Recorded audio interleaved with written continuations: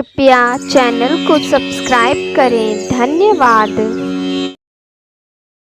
एकादशी माता का व्रत है महान। पावन हो तन, निर्मल हो प्राण। हरि चरणों में जो मन लगाए, सकल दुखों से मुक्ति पाए। एकादशी माता की जय, ग्यारस माता की जय। प्रिय भक्तों, यह मान्यता है कि एकादशी व्रत के दिन एकादशी माता की कथा सुनने से मनुष्य को जन्म जन्मांतर के दुख और कष्टों से मुक्ति मिलती है और साथ ही व्यक्ति की सभी मनोकामनाएं बहुत ही जल्दी पूरी होती है। तो चलिए मित्रों, प्रभु श्री लक्ष्मी नारायण जी के चरण कमलों का ध्यान करते हुए एकादशी व्रत पर सुनते हैं। एकादशी माता या ग्यारस माता की दो बहुत ही सुंदर कथाएं। आशा करते हैं कि आप सभी भक्त दोनों कथाओं को पूरे श्रद्धा भाव से श्रवण करेंगे। तो मित्रों, पहली कथा इस प्रकार से शुरू होती है। गालव मुनि का भद्रशील नामक एक पुत्र था। भद्रशील ने बाल्यावस्था से ही एकादशी माता का व्रत पूजन आरंभ कर दिया था। भद्रशील सच्ची श्रद्धा और निष्ठा भाव से पूरे दिन एकादशी का व्रत करते और कथा सुनते। शाम के समय ब्राह्मणों को भोजन करवाया करते तथा पूरी रात्रि श्रीमन नारायण हरि हरि का जाप किया करते। इसके बाद अगले दिन यानी कि द्वादशी को एकादशी व्रत का पारण करके ही भोजन ग्रहण किया करते थे। गालव मुनि ने अपने पुत्र को इतना कठिन पूजा पाठ करने से कभी नहीं रोका, लेकिन एक दिन बाल्यावस्था में पूरे दिन उपवास करने के कारण भद्रशील का स्वास्थ्य बिगड़ने लगा और वो बेहोश होकर भूमि पर गिर पड़े। जब गालव मुनि को इस बात का पता चला तो वो तुरंत ही अपने पुत्र से मिलने पहुँचे। अपने पुत्र की ऐसी दशा देखकर मुनि को बहुत ही पीड़ा हो रही थी। जब थोड़े समय बाद भद्रशील को होश आया तो मुनि ने अपने पुत्र से पूछा कि हे पुत्र, तुम इतनी छोटी आयु में इतना कठिन उपवास क्यों कर रहे हो और तुम्हें इस उपवास के बारे में किसने बताया है? भद्रशील ने कहा, पिताश्री, मैं कई जन्मों से इसी प्रकार से एकादशी का पुण्य फलदायी उपवास करता आ रहा हूँ। आम तौर पर किसी को भी अपना पिछला जन्म याद नहीं रहता है। जब तक बालक माँ के गर्भ में होते हैं तब तक उन्हें उनके पिछले जन्मों की सभी बातें और कर्म याद रहते हैं, लेकिन बालक का जन्म होने से ठीक पहले ही यह स्मृति मिट जाती है। परंतु भद्रशील को अपने पिछले जन्म की याद उस वर्तमान काल में भी थी और इसका कारण थी यह एकादशी व्रत की शक्ति, जिसका भद्रशील पालन किया करते थे। उन्होंने अपने पिता से कहा कि वे कई जन्म पूर्व में धर्मकीर्ति नामक राजा हुआ करते थे।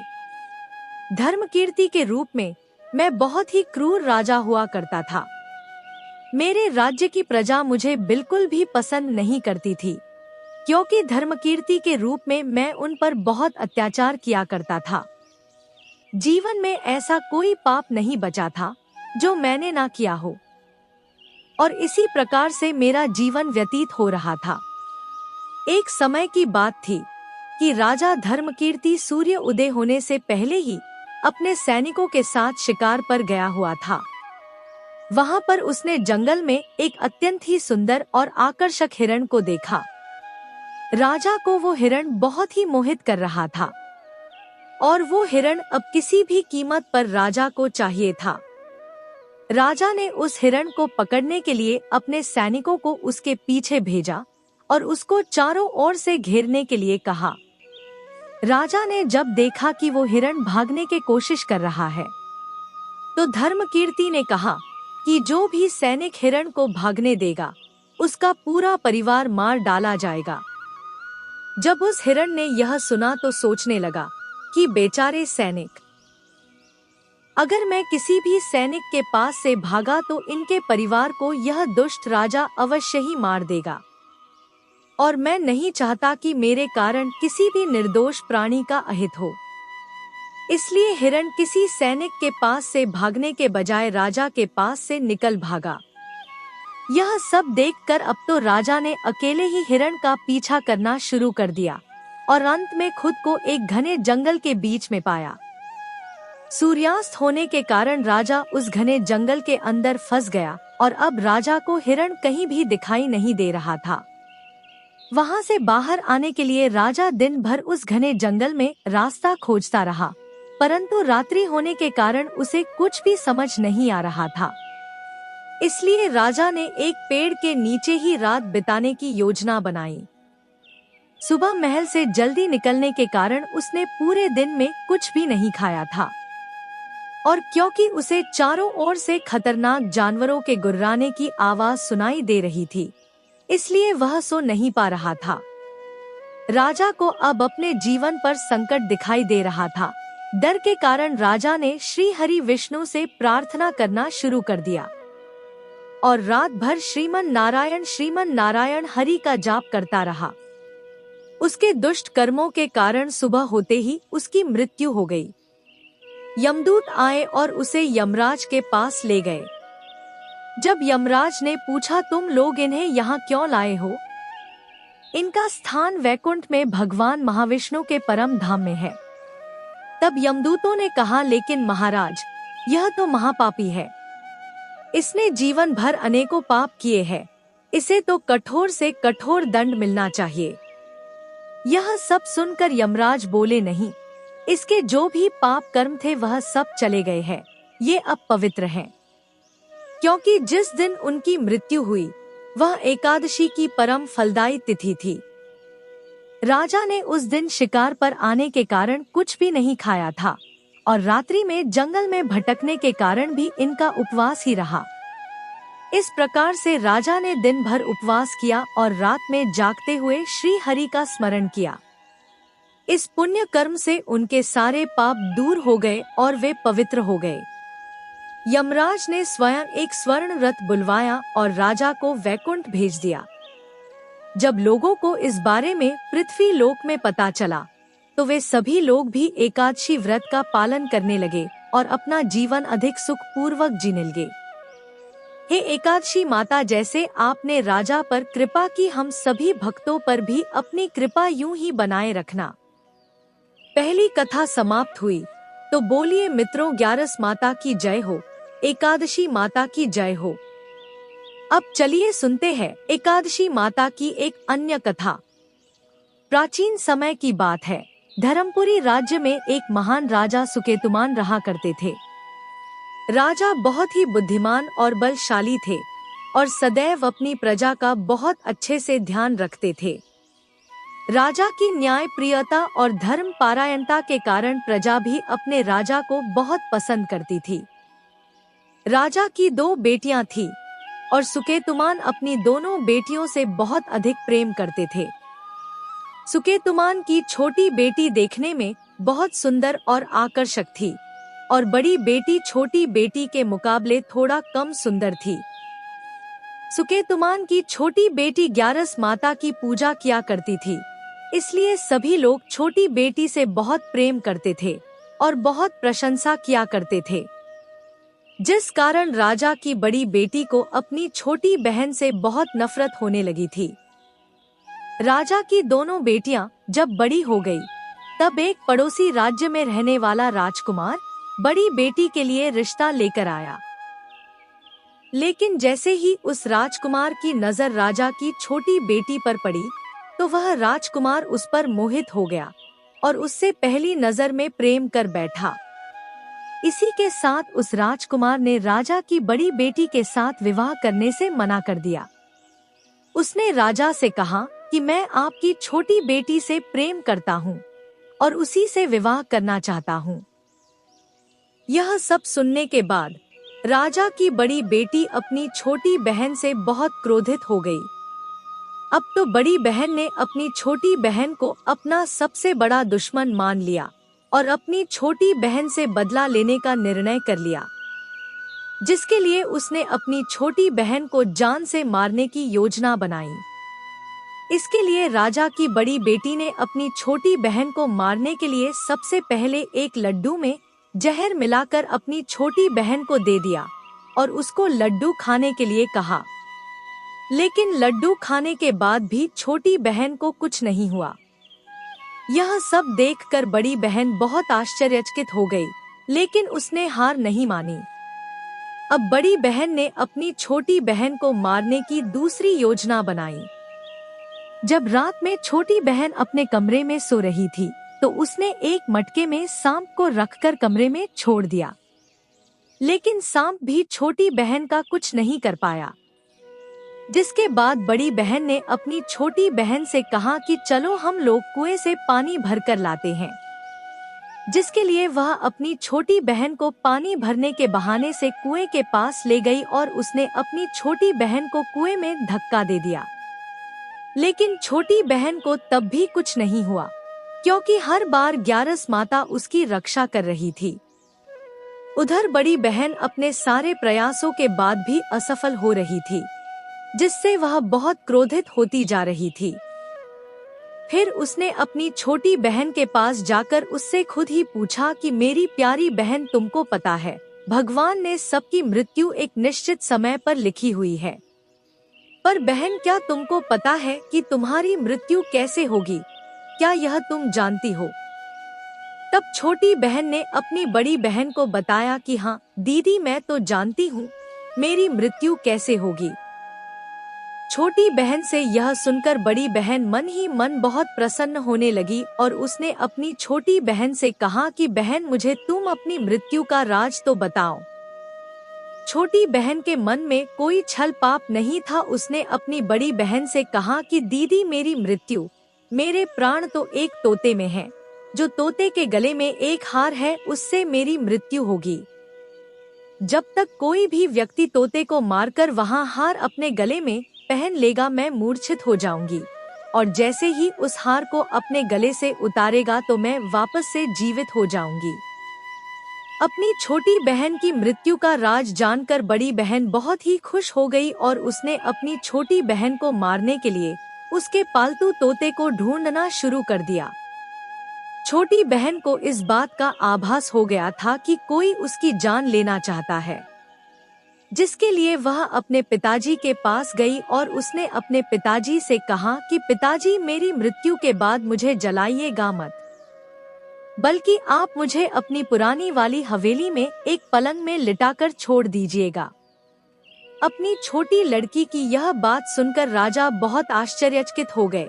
राजा ने अपनी छोटी बेटी से पूछा, बेटी, तुम यह सब क्या कह रही हो? तब राजा की छोटी बेटी ने कहा, पिताजी, समय किसी के लिए नहीं रुका है, किसे कब क्या हो जाए किसी को कुछ पता नहीं है। और फिर राजा ने अपनी छोटी बेटी से कहा कि तुम ऐसी बातें क्यों कर रही हो? 2-3 दिन में तो तुम्हारा विवाह है। लेकिन छोटी बेटी ने अपने पिताजी को ऐसा करने पर मजबूर कर दिया और उनसे वचन ले लिया। राजा ने भी अपनी छोटी बेटी की बात स्वीकार कर ली और 2-3 दिनों के बाद जब शादी का समय आया, तब राजकुमार बारात लेकर राजा के घर पर आया और राजकुमार और राजा की छोटी बेटी का विवाह शुरू हो गया। जैसे ही राजा की छोटी बेटी राजकुमार के साथ फेरे लेना शुरू करती है, तो उसकी बड़ी बहन अपनी छोटी बहन के कमरे में जाकर उसके तोते को पकड़ लेती है और उसको जान से मार देती है, और तोते की गले में जो था उसको अपने गले में धारण कर लेती है। जैसे ही बड़ी बहन उस हार को अपने गले में धारण करती है, तो उधर छोटी बहन 3.5 ही फेरे ले पाती है और वहीं पर बेहोश होकर गिर जाती है। जिसके बाद राजा ने बड़े बड़े हकीमों को बुलवाया और अपनी छोटी बेटी का इलाज करने के लिए कहा। राजा की बात सुनकर वैद्य ने छोटी बेटी को जब जांच किया तो राजा को बताया कि आपकी छोटी बेटी ना तो जीवित है और न ही मरी हुई है। मैं ऐसा पहली बार देख रहा हूँ। राजा ने वैद्य और हकीम को यह बात बाहर बताने से मना कर दिया और उनको कहा कि अगर तुमने यह बात किसी को बाहर बताई तो हम तुम्हें फांसी दे देंगे। राजा ने अपनी छोटी बेटी को पुराने महल में जाकर एक पलंग पर लेटा दिया और वहां पर कुछ सैनिकों को तैनात कर दिया और वापस अपने महल पर आ गया। राजा की बड़ी बेटी अपने पिताजी के पास आई और कहने लगी कि पिताजी, अगर यह शादी संपन्न नहीं हुई तो आपकी इज्जत का क्या होगा? आप कहें तो मैं आपकी इज्जत बचाने के लिए राजकुमार से शादी करने के लिए तैयार हूँ। जिसके बाद राजा ने अपनी बड़ी बेटी की बात मान ली और राजा ने बड़ी बेटी को छोटी बेटी के कपड़े पहनाकर मंडप पर भेज दिया। लेकिन राजकुमार यह जान गया कि यह राजा की छोटी बेटी नहीं है, बल्कि यह राजा की बड़ी बेटी है। लेकिन जब राजकुमार ने शादी करने से मना किया तो सभी लोगों ने राजकुमार को विवश करके राजा की बड़ी बेटी से बचे हुए फेरों को संपन्न करा दिया और विवाह करवा दिया। जिसके बाद राजकुमार राजा की बड़ी बेटी को अपने महल ले गया। राजकुमार राजा की बड़ी बेटी से ना तो बात करता था, ना ही उसको पसंद करता था और न ही उसके आसपास भटकता था। अब राजकुमार ने यह फैसला लिया था कि वह अपनी प्रेमिका को ढूंढ कर रहेगा और यह जानकर रहेगा कि उसके साथ हुआ क्या है। एक दिन राजकुमार अपने घोड़े पर सवार होकर राजा के पुराने महल के पास पहुंच गया, जहां पर उसने कुछ सैनिकों को देखा। महल के पास पहुंचकर राजकुमार ने जब महल को ध्यान से देखा तो वह समझ गया कि यह तो हमारे ससुर जी का ही महल है। तब राजकुमार ने सैनिकों से पूछा, तुम लोग यहाँ क्या कर रहे हो और इस महल के अंदर उस पलंग में कौन लेटा हुआ है? जिसके बाद सैनिकों ने बताया कि यहाँ पर राजा की छोटी बेटी बहुत समय से सोई हुई है। यह सब सुनकर राजकुमार बहुत प्रसन्न हो गया और वह तुरंत अपनी प्रेमिका के पास पहुंच गया और उसकी सेवा करने लगा। जैसे ही रात हुई तो राजा की छोटी बेटी उठकर खड़ी हो गई। राजकुमार यह देखकर बहुत खुश हो गया। उसने अपनी प्रेमिका से पूछा कि तुम यहाँ क्या कर रही हो? तुम मेरे साथ मेरे घर चलो। राजा की छोटी बेटी ने राजकुमार को सारी बातें बता दें कि मेरी जान एक तोते में बसी थी और मैंने यह बात सिर्फ अपनी बड़ी बहन को बताई थी और मुझे पता है कि उसने ही मुझे मारने का प्रयास किया है। उसके पास एक हार है जिसको वह सुबह पहन लेती है और रात को उतार देती है। जब तक वह हार को पहन कर रहती है तब तक मैं मूर्छित रहती हूँ और जैसे ही वह इस हार को उतार देती है तो मैं जीवित हो जाती हूँ। वो कहती है जब तक मेरी बड़ी बहन के पास वह हार है तब तक मैं ऐसे ही जीवित और मूर्छित होती रहूंगी। अगर मेरी बड़ी बहन के पास जो हार है वह मेरे हाथ में लग जाए तो मैं हमेशा के लिए जीवित हो जाऊंगी। राजकुमार ने यह बात सुनकर राजा की छोटी बेटी के पास रहने का निर्णय ले लिया और उसने अपने बचे हुए सारे फेरे उस पलंग में लेटी राजा की छोटी बेटी के साथ ले लिए और अपना विवाह पूर्ण कर लिया और वहीं पर ही रहने लगा। देखते ही देखते कुछ समय में राजा की छोटी बेटी और राजकुमार की पत्नी पेट से हो गई। एक दिन राजकुमार को किसी काम से बाहर जाना पड़ा। तब छोटी बहन के पेट में बहुत तेज दर्द होने लगा। उसने ग्यारस माता का आवाहन किया, जिसके बाद वहां पर ग्यारस माता प्रकट हुई और उन्होंने अपने भक्त के दर्द को दूर किया और उसे एक पुत्र की प्राप्ति करवाई। उसी समय वहां पर अचानक से राजकुमार भी आ गया। राजकुमार ने ग्यारस माता को देखा तो वह आश्चर्यचकित हो गया और उसने तुरंत माता को प्रणाम किया और ग्यारस माता ने राजकुमार से कहा कि जब तुम्हारा पुत्र 5 वर्ष का हो जाए तो तुम अपनी पत्नी का हार लाकर इसके गले में डाल देना। और देखते ही देखते राजकुमार और राजा की छोटी बेटी का पुत्र 5 वर्ष का हो जाता है।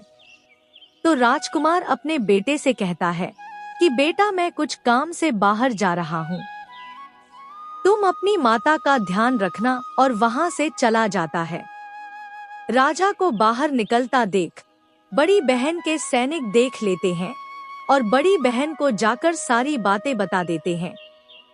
जिसके बाद बड़ी बहन अपनी छोटी बहन के पुत्र को वहां से उठवा लेती है और उसको मरवा देती है और छोटी बेटी के पुत्र के 2 टुकड़े करवा देती है। पहला टुकड़ा चक्की के पास छुपा देती है और दूसरा टुकड़ा अपनी पलंग के नीचे रख लेती है। अब ग्यारस माता भिखारी का रूप लेकर उसकी बड़ी बहन के दरवाजे पर आती है और बड़ी बहन के पास चली जाती है, जिसके बाद वहां पर भिक्षा मांगने लगती है। बड़ी बहन अपने नौकरों से कहती है कि जाकर भिक्षा दे दो, लेकिन जैसे ही नौकर ग्यारस माता को भिक्षा देने के लिए आते हैं तो माता उन्हें मना कर देती है और कहती है कि मैं तुम्हारी महारानी से ही भिक्षा लूंगी। जिसके बाद बड़ी बहन स्वयं ही भिक्षा देने के लिए माता के पास आती है। उधर माता एक बिल्ली का रूप लेकर उसके कमरे में चली जाती है और वहां पर छोटी बेटी के पुत्र कोई 2 टुकड़े को आपस में जोड़ देती है और उसे जीवित कर देती है और उसे लेकर वहां से चली जाती है और राजकुमार को सौंप देती है। राजकुमार अपने बेटे को लेकर अपनी बड़ी पत्नी के पास जाता है और उसे कहता है कि तुम इसका ध्यान रखना, अगर तुम इस बच्चे का अच्छे से ध्यान रखोगे तो मैं तुमसे बात करूंगा। इसी प्रकार एक दिन राजकुमार अपने बच्चे से कहता है कि तुम माता से उनके गले का हार मांग लो। जिसके बाद राजकुमार का लड़का अपनी मम्मी के पास जाता है और कहता है कि माता, मुझे तुम्हारा हार चाहिए जो तुमने गले में पहन रखा है। यह सुनकर पहले तो बड़ी बहन बहुत क्रोधित होती है, पर उसको यह याद आता है कि राजकुमार ने कहा था कि अगर मैं इस बच्चे का ध्यान अच्छे से रखूंगी तो वह मुझसे बात करेंगे, जिसके कारण वह हार को उस बच्चे को दे देती है। वह बच्चा तुरंत ही उस हार को ले जाकर अपने पिताजी को दे देता है और तभी राजकुमार अपने बेटे को लेकर वहां से जाने लगता है और अपनी पत्नी से कहता है कि तुम हमारे लिए खाना बनाकर रखना, मैं शाम को आकर तुम्हारे साथ खाऊंगा। और वह अपने बेटे को लेकर वहां से चला जाता है। जिसके बाद वह राजा के पास जाता है और उनको सारी बातें बता देता है। राजा अपनी बड़ी बेटी की यह कटु कर्म सुनकर बहुत क्रोधित होते हैं और उसे सजा सुनाता है और अपनी परवरिश पर ही दोष देने लगते हैं और राजकुमार को अपनी छोटी बेटी के साथ रहने के लिए आदेश देते हैं। कथा समाप्त हुई। तो प्रेम से बोलिए मित्रों, एकादशी माता की जय, ग्यारस माता की जय।